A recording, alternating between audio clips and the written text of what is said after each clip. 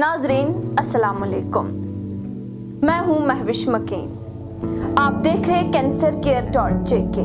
Fibre से भरपूर ग़िज़ा कैंसर की बड़ी वजह है। मीट और चावल इकट्ठा खाना नहीं चाहिए। वाजवान खाने से कैंसर नहीं होता।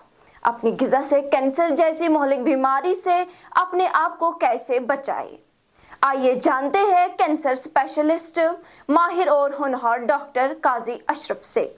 उनसे बात करेंगे पे न्यूज़ के मुदीर आला बशीर नाज। नाजरीन अस्सलाम वालेकुम, एक बार फिर हमारी चैनल cancercare.jk में आपका खैर मकदम है। हमारा आज ये दूसरा एपिसोड है कैंसर के मुतालिक। पिछले एपिसोड में डॉक्टर काजी अशरफ साहब ने आपको बताया था कि जो कैंसर है, जो हमारी ग़िज़ायात है, जो हम फूड लेते हैं, जो हमारा खान पान है, उसमें एहतियात बरतने की ज़रूरत है कि 4 चीज़ें ऐसी हैं जिनसे कैंसर होने के चांसेस बनते हैं। तो आज इन्हीं 4 मुद्दों पे हम बात करेंगे। उसमें हम पहले मुद्दे पे जो हमारी ग़िज़ायत है, डॉक्टर साहब से पूछेंगे कि ये जो ग़िज़ायत है, किन ग़िज़ायत से हमें एहतियात करना है और ग़िज़ायत किस तरह की लेनी चाहिए ताकि हम इस मुहलिक बीमारी से बचें। डॉक्टर काजी अशरफ साहब, एक बार फिर आपका खैर मकदम है। दूसरा एपिसोड है हम आज। पिछले एपिसोड में आपने बोला था कि 4 चीजें ऐसी हैं जिनसे कैंसर के चांसेस बढ़ते हैं, चांसेस हैं। तो उसमें से आपने फूड, जो हमारी ग़िज़ायत रोजमर्रा की है, बड़ा अहम है ये। तो ये बताइए, ये कौन सी ग़िज़ायत ऐसी है हमें लेनी चाहिए या कौन सी नहीं लेनी चाहिए? ग़िज़ायत में हमें क्या एहतियात बरतनी है? ये बहुत अच्छा सवाल है। देखिए, ग़िज़ायत का जहाँ तक ग़िज़ायत का ताल्लुक है, उस बात पर आने से पहले कि हमको कैसे ग़िज़ा इस्तेमाल खानी चाहिए, पहले मैं आपको कुछ चीज़ें ऐसी बता दूं जो नैरेटिव इस वक्त फैला हुआ है, खासकर यहाँ बाहर भी ऐसा फैला हुआ है, तो उसको मैं थोड़ा क्लैरिफिकेशन देना चाहता हूँ ताकि आपकी नाज़रीन तक ये बात पहुँचे। देखिए, कहा जाता है कि ज़्यादा फाइबर खाने से कैंसर रुक जाता है। ये भी बहुत पहले से चल रहा है। ये डेनिस बर्केट एक डॉक्टर थे, वो अफ्रीका में काम कर रहे थे। उसने उधर देखा कि यहाँ कैंसर कम है और उसने उस वक्त सोचा, अपने दिमाग में उसने सोचा कि शायद ये लोग फाइबर और सब्जी वब्जी ज़्यादा खाते हैं, तो शायद, तो उसने ऐसे लिख दिया। तो अचानक ये एक वायरल उस वक्त की न्यूज़ बन गई, ठीक है। तो लेकिन मैं आपको ये कहना चाहता हूँ कि एविडेंस जो अभी तक है उसके मुताबिक फाइबर ज्यादा खाने से कैंसर पर कोई असर नहीं पड़ता है, या फाइबर कम करने से कैंसर पर कोई असर नहीं पड़ता। यानी कि जो लोग फाइबर ज्यादा इस्तेमाल करते हैं वो पाखाना अच्छी तरह जाते हैं और उसके बगैर उसका कोई फायदा नहीं है। नंबर हुई एक बात। दूसरी बात यह है कि यानी फाइबर खाने, फाइबर और कैंसर के आपस में कोई ताल्लुक नहीं। बिल्कुल ये एक पॉइंट आ गया। ये मिथ है, ये मिथ है, ये सिंपल मिथ है। तो दूसरी एक मिथ है कि फैट कम करने से, फैट इंटेक कम करने से कैंसर कम हो जाता है। ये भी एक मिथ है जो वर्ल्ड वॉर सेकंड के बाद शुरू हो गई थी। एक न्यूट्रिशनिस्ट था, जब आइजनहोवर को हार्ट अटैक आ गया, तो एक न्यूट्रिशनिस्ट उस वक्त हुआ करते थे, डॉक्टर कीज। तो उसने ये कहा कि फैट इंटेक को ड्रास्टिकली कम करना चाहिए, ठीक है।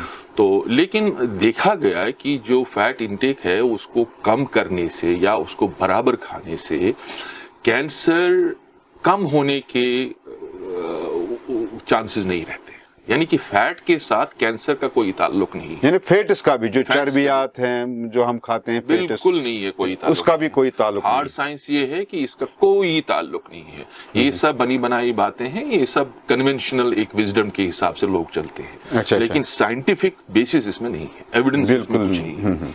तीसरा हो गया आपका विटामिन। लेकिन फैट से दूसरी बीमारियां हो सकती हैं। नहीं, उस पर हम आएंगे। वो जरूरी नहीं है, उसमें भी कुछ नहीं। यहाँ ये जिक्र करना जो कोई भी ये प्रोग्राम सुनेगा, फैट को कैंसर की जैसी महलिक बीमारी से कोई वास्ता नहीं है, तो और क्या बीमारी हो सकती है?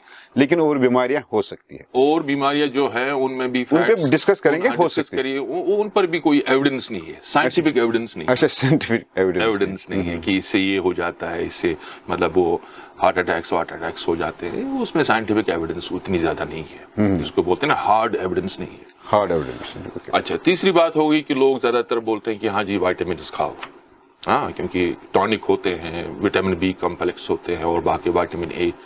आपको मैं ये कहना जरूरी समझता हूँ, आपसे ये बताना जरूरी था कि नाज़रीन के पास बात पहुंच जाए कि देखिए इस पर काफी एक्सपेरिमेंट हुए हैं 1995 से इस पर काफी, और हमारे पास इस वक्त काफी एविडेंस आई है। देखिए विटामिन ए, पहले हम विटामिन ए की बात करेंगे। कैरोटीन उसको बोलते हैं, बीटा कैरोटीन, जो गाजर में होता है, गाजर का रंग जो पीला होता है ना, वो विटामिन ए की वजह से उसको बीटा कैरोटीन बोलते हैं। ये बोला जाता था कि विटामिन ए ज्यादा खाने से, अच्छी तरह खाने से कैंसर कम हो जाएगा। इस पर एक्सपेरिमेंट, रैंडमाइज्ड कंट्रोल ट्रायल होगी, उसके ऊपर कोई साइंटिफिक एविडेंस नहीं होती है। ये देखा गया कि विटामिन ए कैंसर को रोकता नहीं है, कैंसर को होने से रुकाता नहीं है। इतना ही नहीं, लेकिन जो लोग विटामिन ए सप्लीमेंटेशन करते हैं उनमें ये पाया गया, उनमें प्रोस्टेट, ब्रेस्ट और लंग कैंसर जो बनते हैं वो ज्यादा एग्रेसिव होते हैं। ये आपको अजीब लगेगा। जो विटामिन ए कि बीटा कैरोटीन का ज्यादा इस्तेमाल करते हैं और उसका सप्लीमेंटेशन खाते हैं, वो जो होते हैं ना, क्या बोलते हैं, टॉनिक्स खाते हैं, ठीक, उनमें ये देखा गया है कि उनमें कैंसर होने के चांसेस ज्यादा है। क्यों है वो मैं आपको आराम से एक्सप्लेन करूंगा, ठीक है। तो लिहाजा अच्छा, इसी तरह विटामिन ई के बारे में, जो खासकर जो किसी का ब्रेस्ट में कोई फाइब्रोसिस होता है, एडिनो जिसको बोलते हैं, फाइब्रोएडिनोसिस हम बोलते हैं, ठीक है, बच्चों में आ जाते हैं, यंग गर्ल्स आते हैं, उनकी गिल्टी विल्टी होती है, तो उनको विटामिन ई वो खाते रहते हैं, महीनों भर खाते रहते हैं। और ये देखा गया है कि विटामिन ई जो इस्तेमाल ज्यादा करे उसमें भी जो कैंसर होती है, ये कैंसर तो बचाव नहीं करता है, उल्टा ये कैंसर को ज्यादा खतरनाक बना देता है, बढ़ावा देता है। बढ़ावा ये नहीं देता है, जो कैंसर विटामिन ए लेने वालों में होते हैं वो बहुत एग्रेसिव होते हैं। अच्छा, इसी तरह विटामिन B12, इसी तरह फोलिक एसिड सप्लीमेंटेशन। देखो फोलिक एसिड सप्लीमेंटेशन तो प्रेगनेंसी में देते हैं, ठीक है, जो प्रेग्नेंट उनके लिए जरूरी है 5-6 महीने, लेकिन continuous folic acid supplementation, vitamin B12 supplementation इस तरह के देना, ये देखा गया है कि कैंसर से बचाव नहीं करते हैं और उल्टा ये कैंसर बनने में ज्यादा मदद करते हैं। तो ऐसा है। और विटामिन डी के बारे में एक थियरी थी कि विटामिन डी ऐसा है कि जिसकी विटामिन डी की डिफिशिएंसी होती है उनमें कैंसर थोड़ा ज्यादा फैलने के चांसेस होते हैं, अगर हो गया हो तो फिर ज्यादा फैला जाता है, ठीक है। तो विटामिन डी सप्लीमेंटेशन काफी ज्यादा शुरू हो गया, देते रहे विटामिन डी, खासकर वो जिनको बोन्स में प्रॉब्लम होती है उनको विटामिन डी उनको देते हैं। लेकिन विटामिन डी का कोई रोल नहीं है, विटामिन डी कैंसर होने से बचाता नहीं है, ठीक है। बिल्कुल, ये कैंसर को ज्यादा तेज नहीं बनाता है, लेकिन कैंसर होने से विटामिन डी बचाता नहीं है। तो लिहाजा एडिक्वेट सप्लाई जो हमारे ग़िज़ाओं में मिलती है वो लेना ठीक है, उससे ज्यादा सप्लीमेंटेशन करने की जरूरत नहीं है। इसी तरह विटामिन सी के बारे में कब से शुरू होगा, 1970s में लिनस पॉल एक वो साइंटिस्ट था, उसके 2 नोबेल प्राइज मिले हैं, ठीक है। ये एक वाहिद साइंटिस्ट है, साइंसदान है जिसको 2 नोबेल प्राइज इंडिपेंडेंटली मिले हैं। अच्छा, तो उसने एक किताब लिखी कि विटामिन सी जुकाम, खांसी, फ्लू में काफी वायरल हो गया, काफी चलता रहा उस पर। तो ये भी आने लगा कि विटामिन सी कैंसर से बचा सकता है, एक थ्योरी आ गई, ठीक है। लेकिन प्रॉब्लम ये है कि लिनस पॉलिन जो था वो बेसिकली उसको केमिस्ट्री में मिला था नोबेल प्राइज और पीस में नोबेल प्राइज मिला था। तो वो इसका सब्जेक्ट मैटर का एक्सपर्ट नहीं था, उसने ये किताब लिखी और शुरू हो गया, ठीक है। लेकिन अल्टीमेटली ये पाया गया कि विटामिन सी का कोई भी रोल नहीं है कैंसर प्रिवेंशन में, कैंसर को प्रिवेंट नहीं करता है। तो फैट कम करने से, विटामिन सप्लीमेंटेशन लेने से या हाई फाइबर डाइट खाने से, ये सब चीजों से इनका कोई रोल ही नहीं है कैंसर में। इनसे कोई मतलब आप बोलेंगे तो इनसे कोई नए कैंसर बढ़ाने में इनका कोई रोल है, न कम करने में कोई रोल नहीं है। लेकिन विटामिन ई, विटामिन ए और B12 एग्रेसिव करता है, B12 और फोलिक एसिड, ये 2-4 जो विटामिन है ये रुकाने की बात छोड़ दीजिए, ये कैंसर को एग्रेसिव बना देते हैं, बढ़ाने में। यानी जो कैंसर सेल्स है उनको एक किस्म की एनर्जी सप्लाई कर लेता है और फैलाव ज्यादा हो जाता है, बढ़ जाता है। तो ये आप प्रोटीन ज्यादा प्रोटीन लेने से ये भी ऐसा है कि जो लोग ज्यादा प्रोटीन खाएंगे, ज्यादा मीट खाएंगे, उनमें कैंसर ज्यादा पाया जाता है। ठीक है, वो एक कोरिलेशन है, वो एक कोरिलेशन है। लेकिन बजाते खुद प्रोटीन जो है, एडिक्वेट अमाउंट में अगर प्रोटीन इंसान अच्छी तरह से खाए और अच्छी तरह से उसको पकाए, उससे कैंसर बढ़ने के इम्कानात नहीं है, बढ़ने की इम्कानात बहुत कम है। तो फिर कौन सी ग़िज़ायात ऐसी हैं जो कैंसर न होने या कैंसर को रोकने में मदद कर सकती है? देखिए, सबसे जो बड़ा कल्प्रिट है वो ग़िज़ाएं जिनमें कार्बोहाइड्रेट ज्यादा होता है। देखिए, एक पहले से एक रिकमेंडेशन चल रही थी कि एक डाइट में, नॉर्मल डाइट में 60% कार्बोहाइड्रेट होना चाहिए, 20% फैट होना चाहिए, 20 to 30% प्रोटीन होना चाहिए। ये एक किस्म का बना था, एक गाइडलाइन बना था। लेकिन ये देखा गया कि ये गाइडलाइन अनसाइंटिफिक गाइडलाइन है। अच्छा, ठीक है, वो मैं बताऊंगा क्यों ये अनसाइंटिफिक है। इस गाइडलाइन से काफी नुकसान हो गया है। अभी जो चल रहा है, जिस पर काम चल रहा है और जो आगे आएगा, वो ये है कि जो कार्बोहाइड्रेट कंजम्पशन जो है उसको 60% की बजाय 20% मैक्सिमम, 20% से ज्यादा नहीं होना चाहिए। अच्छा। और प्रोटीन 20%, और बाकी जो फैट है 50%, 40 to 60% भी ले सकते हैं। वो उसको एक उम्दा ग़िज़ा बोलते हैं जो कैंसर को रोकने में मदद कर सकते हैं। डॉक्टर साहब, यहाँ पे इसी ये जो हम बोलते हैं कि कार्बोहाइड्रेट 20% लेना चाहिए, विटामिन सी 10% होना चाहिए, या आपने बोला प्रोटीन 60% तक एक इंसान ले सकता है, 20% प्रोटीन 20% तक लेना चाहिए। एक आम इंसान की हम बात करते हैं। ये प्रोग्राम हमारी कोशिश ये रही है कि आम लोगों को, उनको ये न तो उसको बेचारे को कार्बोहाइड्रेट समझ आता है, न उसको विटामिन समझ आते, न उसको प्रोटीन, किस तरह के अल्फाज में उसको बताएंगे कितना शाम को, मतलब हम लेंगे शाम को कश्मीर में, हम जम्मू कश्मीर की खासकर कश्मीर की बात करेंगे, हम चावल एक प्लेट लेते हैं, बतटूरा कोशिर पट चावल का प्लेट लेते हैं, उस पे साग जैसे सब्जी होती है, दाल होती है, शलगम होते हैं, मूली होती है, आलू होती है, बहुत सारे सब्जी, या मीट भी खाते हैं। तो ये जरा इस तरह अगर आप नाज़रीन को ये समझा दें कि शाम को अगर एक खाने का प्लेट है, क्या क्या खाना चाहिए जिसको हम बैलेंस डाइट या बैलेंस्ड, बहुत अच्छा सवाल आपने बताया। देखिए, आमतौर पर यह कहा जाता है मिक्स्ड डाइट खाना चाहिए। आपने भी सुना होगा। हाँ, बिल्कुल। मिक्स्ड डाइट बहुत अच्छी चीज है, लेकिन मिक्स्ड डाइट का मतलब जो है वो मिक्सिंग ऑफ डाइट नहीं है। देखिए, ये दो चीजें हैं जिनमें बहुत कंफ्यूजन रहा है। ये कंफ्यूजन क्यों रहा? एक किताब आई थी, वो फ्रांसिस लेपे की किताब आई थी, diet for a small planet. ठीक है, तो उसमें उसने ये सब मिक्सिंग ऑफ वेजिटेबल्स, ये वो बेसिकली एक डेमोक्रेट है, उसको मतलब वो साइंटिफिक उसका कोई था नहीं नॉलेज, तो उसने किताब लिखी, किताब काफी चली, उसकी 2.5 मिलियन बुक्स उसकी सेल हो गई उस किताब की एक साल में। ठीक है, तो 10 साल तक वो किताब चली, तो एकदम माहौल बन गया कि भाई सब सब्जियां ये सब मिक्स्ड वेज, उसको आप मिक्स्ड बोलते हैं। तो 10 साल के बाद उसने अपना रिडैक्ट किया, उसने फिर पब्लिकली माफी मांगी कि I was wrong, she was wrong. तो प्रॉब्लम क्या है? प्रॉब्लम यही है, जो मिक्सिंग ऑफ डाइट है और मिक्स्ड डाइट, इसमें कंफ्यूजन है लोगों को। मैं आपको अभी समझाता हूं।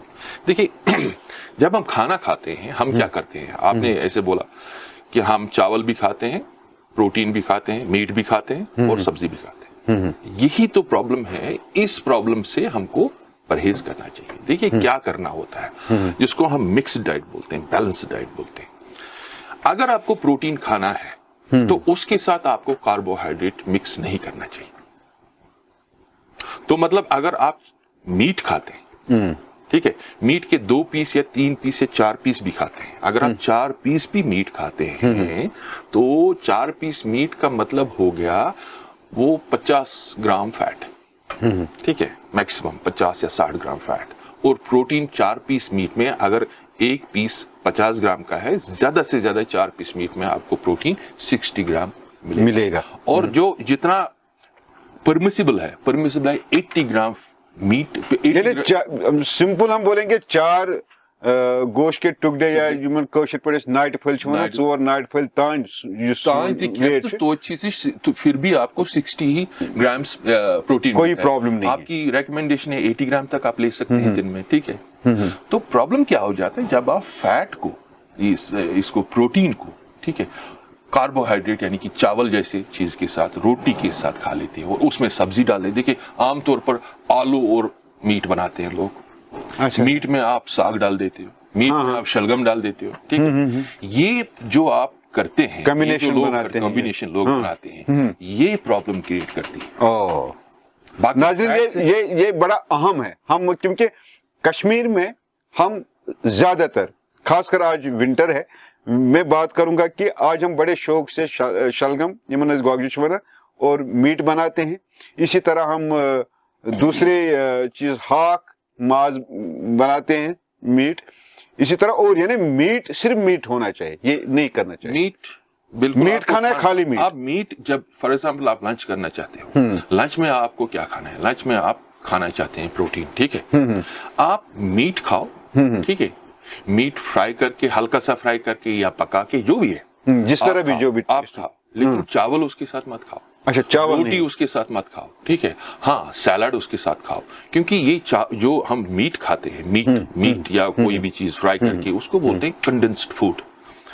कंडेंस्ड फूड का मतलब होता है कि इसमें वाटर कंटेंट कम होता है। वाटर कंटेंट इसको आप सैलड के साथ इस्तेमाल कर सकते हैं। सैलड से उसको वाटर भी मिलेगा। वाटर मिलेगा। सैलड में वाटर कंटेनिंग फूड है। सैलड में आप मूली का सैलड बनाओ, या सबसे अच्छा है खीरे का सैलड है, ठीक है, वो सब, या ग्रीन वेजिटेबल्स आपको मिलते हैं, ठीक है, वो बनाओ, या टर्निप ग्रीन्स हैं जो छोटी छोटी शलगम होते हैं, उसमें आपको कैल्शियम डबल मिलता है, दूध से ज्यादा कैल्शियम मिलता है, वो खाओ, ठीक है। लेकिन इसके साथ कार्बोहाइड्रेट यानी कि आलू, क्या बोलते हैं उसको, रोटी, हाथ की रोटी या नानबाई की रोटी जो भी हो, या चावल, ये इसके साथ नहीं खा। शाम को अगर आप चावल खाना, एक अगर आप ब्रेक का टाइम हो गया। नाज़रीन, हम यहाँ पे छोटा सा ब्रेक लेंगे, जल्दी ब्रेक के बाद आपसे फिर मिलेंगे। करो सेट। बैटरी के डाउन तो होते टाइम तवे दे में टाइमर गो बिथ 10 मिनट ब्रोट कर ब्रेक न चल गि ठीक इन बास अत्र अति म्यूजिक टासा चावल हम लेते हैं और उसके साथ मीट खाते हैं। मीट खाना है, चावल नहीं खाना है। सवाल यहाँ पे ये बनता है, तो फिर क्या चावल नहीं खाना है, और अगर खाना है किस तरह खाना है? ये तो बड़ा अजीब आपने। नहीं, ये अजीब नहीं है, ये सिंपल सा है। हम मिक्स करते हैं, जो अननेचुरल मिक्सिंग है वो नहीं होना चाहिए। अब हमारा मतलब अगर हमने लंच करना है, कश्मीर में हम दोपहर को भी चावल खाते हैं और सब्जी खाते हैं, मीट खाते हैं, जो भी अवेलेबल होगा। शाम को भी हम चावल खाते हैं, चावल तो हमारा मेन आइटम रहता है। उसके साथ सब्जी के रिलेटेड मीट खाते हैं या दूसरे सब्जियां खाती हैं। तो किस तरह का खाना होना चाहिए? देखिए, बात यह है कि मीट के साथ हम शलगम डाल देते हैं, आलू डाल देते हैं, साग डाल देते हैं, बहुत सारी चीजें डाल देती हैं। ये प्रैक्टिस बिल्कुल ठीक नहीं है। अच्छा, ये प्रैक्टिस बंद होना चाहिए। ये बंद होना चाहिए, ये बंद करना चाहिए, बिल्कुल। दूसरी प्रैक्टिस ये है कि अगर आपको मीट खाना है, उसके साथ चावल नहीं खाना है। चावल नहीं खाना, चावल, रोटी भी नहीं खाना, रोटी नहीं खानी है, क्योंकि इसमें कार्बोहाइड्रेट होता है। अब कार्बोहाइड्रेट जो है, वही कार्बोहाइड्रेट ही कैंसर का कॉज है। अच्छा अच्छा अच्छा। कार्बोहाइड्रेट इनटेक, जो आप कार्बोहाइड्रेट ज्यादा लेते हैं, वो कैंसर का एक कॉज है, ठीक है। अब जब आप चावल लेते हैं और उसके साथ मीट चावल और वो सब लेते हैं, ठीक है, तो ऊपर से फिर आप कुछ फ्रूट भी लेते हैं, केला लेते हैं, संतरा लेते हैं चावल खाने के बाद, तो क्या हो जाता है अंदर से? एक तो ये फ्रूट तो आपको खाली पेट खाना चाहिए। सुबह उठ के अगर आपको फ्रूट खाना ही है, सुबह उठ को आपको फ्रूट खाना चाहिए।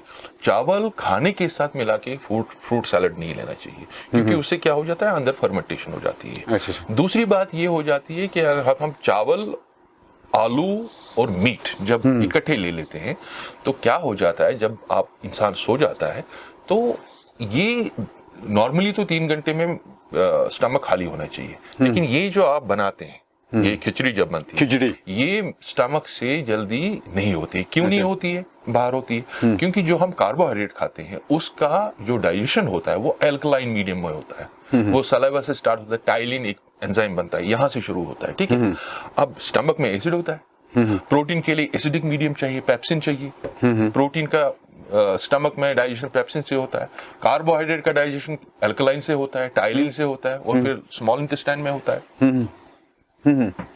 तो ये सिंपल सी बात है, इसमें आइंस्टाइन होने की जरूरत नहीं है। जो चीज आप डिफरेंट इसका मिलाते हो, डिफरेंट मिल्यू का, इसको एल्कलाइन चाहिए, इसको एसिड चाहिए, ठीक है, ये आप मिलाते हैं तो स्टमक में इसको टाइम लगता है। ये जो कार्बोहाइड्रेट है, डाइजेशन में टाइम लगता है, ये कार्बोहाइड्रेट फैट को खराब करता है, फैट को एब्जॉर्ब नहीं होने देता है, और प्रोटीन का डाइजेशन अच्छी तरह नहीं होता है, उससे फिर कार्सिनोजेन्स बनते हैं, जिनको हम नाइट्रोसामिन बोलते हैं। तो जब ये मिलाते हैं नाइट्रोसामिन निकल जाते हैं, वो नाइट्रोसामिन से ही कोलन कैंसर फिर हो जाता है। तो अगर हम चावल खाते हैं, चावल के साथ हम सब्जी खाएंगे, शाम को आपको चावल खाने हैं तो सब्जी खाओ उसके साथ, ठीक है। आलू की सब्जी बनाओ, वो खाओ, चावल के साथ खाओ, कार्बोहाइड्रेट ही है, ठीक है, थोड़ा सा फैट, उसमें प्रोटीन नहीं है। यहाँ पे ये डिस्टर्बेंस, ये डिस्टर्बेंस होती है, ठीक है। चावल के साथ आप मीट लेते हैं, प्रोटीन लेते हो और हाई फैट लेते हैं, ठीक है, और ऊपर से दूध एक गिलास पीते हैं, ठीक है, जो कि बिल्कुल सही नहीं है, जो कि दूध पे बात करेंगे। हाँ। यहाँ पे एक मेरे को ही कंफ्यूजन एक पैदा हो गया। आपने बोला कि हमने मीट के साथ कोई सब्जी मिक्स करके नहीं पकानी चाहिए और नहीं खानी चाहिए। नहीं। अब आप बोलते हैं कि शाम को अगर हमें या दोपहर में खाना है, सब्जी के साथ खाना है, खाना है, या शाम को खाना सब्जी के साथ, जो भी सब्जियां होंगी उनके साथ खा सकते हैं। मेरा सवाल यही है कि अगर शाम एक प्लेट है, जैसे घर में होता है, एक प्लेट में चलो मीट अलग बनाया, सिंपल खालिसतन मीट बनाया, उसमें से कोई भी सब्जी दाल वगैरह कुछ उसमें से मिक्स नहीं किया है, और लेकिन दाल भी बनी है और कोई सब्जी भी बनी है, और चावल भी खाना है ही, चावल तो हम खाते हैं, उसके बगैर तो हमारी जिंदगी है ही नहीं। तो क्या ये शाम को या दोपहर के खाने में ये चार चीजें फिर खा सकते हैं? क्या ये मिक्स नहीं हो जाता है? ये मिक्सिंग ऑफ डाइट है, ये मिक्सड डाइट नहीं है। अच्छा, इसी को हम मिक्सिंग ऑफ डाइट में मिक्सिंग, मिक्सिंग मतलब चावल का एक चावल भी, मीट भी, दाल भी, और गोश्ताबा, रिश्ताबा वगैरह वो सारे जो भी है, और सब्जी भी।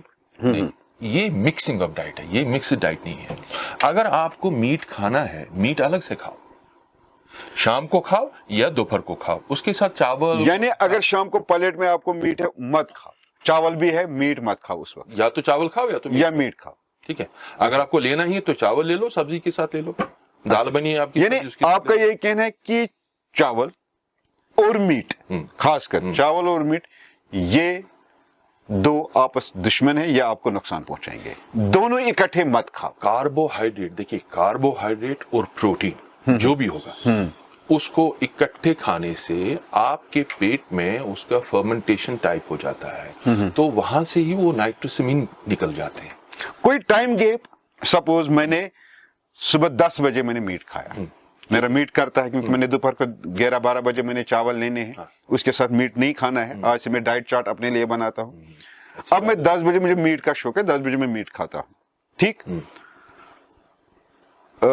अगर उसके बाद में 11 बजे खाना सब्जी के साथ, तो उसका क्या है? नहीं, बीच में 2-2.5 से 3 घंटे तक फासला, यानी मीट खाने के बाद कम से कम 3 घंटे का फासला रहना चाहिए जब भी खाओ। अगर आप खालिस मीट खाएंगे, पका हुआ मीट अच्छी तरह खाएंगे, ठीक है, हाँ, उसके साथ थोड़ा सा सैलड खाएंगे ताकि उसका वाटर कंटेंट जो है बराबर हो जाए, ठीक है, वो आपकी बॉडी पर स्ट्रेन न लगा दे। तो उसके बाद 2 से 2.5 घंटे में वो प्रोटीन डाइट जो होता है ना, प्रोटीन, वो स्टमक से निकल जाएगा, ठीक है। उसके बाद आप आराम से 2-2.5 घंटे के बाद आप खाना चाहते हैं, चावल खाना चाहते हैं, चावल और सब्जी, आलू की सब्जी हो, गोभी की सब्जी हो, कोई भी सब्जी हो, वो खाओ, क्योंकि वो भी कार्बोहाइड्रेट है और फाइबर है, चावल भी कार्बोहाइड्रेट है मैक्सिमम। मुझे डॉक्टर साहब लगता है कि ये जो खुराक पे, जो कैंसर और खुराक, ये जो टॉपिक हम जिस पे हम बात करें, मुझे लगता है कि आज के ये प्रोग्राम में हमें ये कंप्लीट नहीं होगा, लेकिन कुछ मिनट्स हमें बचे हुए हैं आज के प्रोग्राम। पहले ये दूसरे एपिसोड में हम दोबारा बात करेंगे, तीसरे एपिसोड में इसी पे, ये बड़ा इंपॉर्टेंट है। अच्छी बात है। लेकिन यहाँ पे आखिर पे ये सवाल है कि कौन से गुजायात या खाने में कौन सी चीजें ऐसी है, कौन सी सब्जियां या कौन से ऐसे चीजें हैं जो हम खाएंगे और कैंसर मतलब कैंसर को दूर करने के लिए या कैंसर न होने के लिए कौन सी हमारे लिए बेहतरीन गुज़ाएं हैं? बहुत अच्छा सवाल है, लेकिन इसमें मेरे ख्याल में एक अलग एपिसोड होना चाहिए। इस वक्त मैं शॉर्ट बताऊंगा। शॉर्ट में कैंसर बनी नवा इंसान में होना जो है वो कार्बोहाइड्रेट्स उसके लिए जिम्मेदार है। ठीक है, प्रोटीन उसका जिम्मेदार नहीं है, फैट उसका जिम्मेदार नहीं है, ठीक है, कार्बोहाइड्रेट जिम्मेदार है। क्यों कार्बोहाइड्रेट जिम्मेदार है, ये मैंने पिछले एपिसोड में भी बताया है कि जो कैंसर सेल्स हो जाती हैं उनको ग्लूकोज की सप्लाई चाहिए। तो क्या होता है जब हम देखिए जब हम वाजवान खाते हैं, ठीक है, वाजवान में मीट भी होता है, चावल भी होता है, ठीक है, हम मीट 2-4 पीस खाते हैं, ठीक है, 2-4 पीस मीट खाने के बाद उसमें हमको फैट 60 ग्राम से 100 ग्राम तक मिलता है, प्रोटीन ज्यादा से ज्यादा 150 ग्राम मिलता है। अगर आप आधा किलो या 250 ग्राम भी मीट खाएंगे तो आपको मैक्सिमम 150 ग्राम प्रोटीन मिलता है और मैक्सिमम 150 ग्राम उसमें या 100 ग्राम आपको फैट मिलता है, ठीक है। लेकिन ये जो हम चावल उसके साथ खाते हैं, चावल जब खाते हैं तो क्या हो जाता है, यही चावल कार्बोहाइड्रेट, इससे ग्लूकोज जल्दी बनता है, ये ग्लूकोज इस्तेमाल होता है। बॉडी को क्या करना है, बॉडी को हमको कोशिश करनी कि हमारी बॉडी फैट को इस्तेमाल करे ग्लूकोज बनाने के लिए, लेकिन हमारा जो जितना ही फैट खाते हैं वो जमा हो जाता है तो फैटी लिवर हो जाता है। अब फैटी लिवर के लिए लोग बोलते हैं कि भाई फैट कम कर दो, प्रोटीन कम कर दो, नहीं, उससे कुछ नहीं होता है। फैट कम करना है आपको, ठीक है, लेकिन आपको सबसे पहले कार्बोहाइड्रेट कम करना है। आपको चावल को कम करना है, चावल खाना कम कर, जितना आप खाते हैं उससे आधा ही खाना है। रोटी जो आप खाते रहते हैं, दुकानदार से रोटी लाते हैं, चाय के साथ रोटी खाते हैं, वो सही चीज नहीं है। बिस्किट खाते हैं, कैंडी खाते हैं, शुगर खाते हैं, चाय के साथ शुगर, कॉफी के साथ शुगर, दूध के साथ शुगर, ये सब चीजें जो है, sugar is the basic culprit. Cancer होने में शुगर का ही बेसिक रोल है, क्योंकि कैंसर होने के लिए इंसुलिन जो हमारी बॉडी में होता है, इंसुलिन कैंसर होने में काफी ये मदद करता है। बेसिक कल्प्रिट जो है कैंसर इंसुलिन की वजह से होता है। ये इसके ऊपर मैं विस्तार से बात करूंगा, इसको वारबर्ग इफेक्ट बोलते हैं, ठीक है। डॉक्टर साहब, प्रोग्राम का वक्त हुआ चाहता है। 1-2 चीजें बड़ी अहम हैं। एक तो जो हम वाजवान खाते हैं, कश्मीर कल्चर में वाजवान में, ये कहीं नहीं है, सिर्फ हमारे कश्मीर में है। पहले तो हम 5-7 डिशेज जो होते थे वो खाते थे, अब 20-25 डिशेज पे आ गए हम। उसमें चिकन भी हमने ऐड किया, चिकन की भी 2-3 वैरायटियां हमने, फिश भी उसमें ऐड कर दिया है। तो ये बहुत सारे। अगला जो आपका प्रोग्राम हमारा होगा, जो एपिसोड होगा, नाज़रीन को मैं बताता हूँ, ये हम वाजवान पे करेंगे। ये वाजवान जो हम खाते हैं ये हमारे सेहत के लिए कितना फायदेमंद और कितना नुकसानदेह है वो आप जानते हैं, आपसे हम पूछेंगे। आज के लिए बस इतना ही। डॉक्टर काजी अशरफ साहब, आपका बेहद शुक्रिया।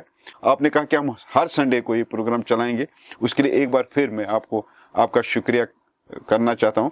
और नाजरीन, जो नंबर आपको नीचे स्क्रीन पे फ्लैश हो रहा है, पिछली बार भी हमने आपको बोला था, आज भी बोल रहे हैं कि कैंसर के रिलेटेड जो भी समस्या, जो भी परेशानी आपको है, अगर किसी को शक भी है कि ये चीजें हैं या जो सिम्टम्स आपने सुने होंगे या आपने कैंसर से जूझ रहे हैं, तो जितने भी आपने टेस्ट किए, अगर आप डॉक्टर काजी अशरफ साहब से मशवरा लेना चाहते हैं, आप जो नंबर स्क्रीन पे फ्लैश हो रहा है उस पे आप राब्ता इनके साथ कर सकते हैं। और साथ ही जो ईमेल नीचे दिख रहा है आपको स्क्रीन पे, उस पे आप अपने डिटेल, उस पे आप अपलोड अपने टेस्ट वगैरह, ताकि डॉक्टर साहब आपको मशवरा देंगे। और उसके लिए कोई पैसा आपसे नहीं लिया जाएगा, वो डॉक्टर साहब आपको मशवरा देंगे। बाद में जो ट्रीटमेंट वगैरह अगर आपको कुछ करना होगा वो अलग बात है। तो डॉक्टर साहब, आपका एक बार फिर शुक्रिया। नाज़रीन, मिलते हैं अगले संडे को इसी वक्त इसी चैनल पे। और साथ में आपको बताएं, ये पी न्यूज़ पे भी ये प्रोग्राम चल रहा है, वहां पे भी आप क्लिक करके वहां पे भी आप देख सकते हैं। नाज़रीन, खुदा हाफिज। नाज़रीन, आप देख रहे थे cancercare.jk। अगली इतवार को इसी वक्त इसी चैनल पर कैंसर से मुतालिक डॉक्टर काजी अशरफ आपको मजीद जानकारी फराहम करेंगे। तब तक के लिए खुदा निगहबान।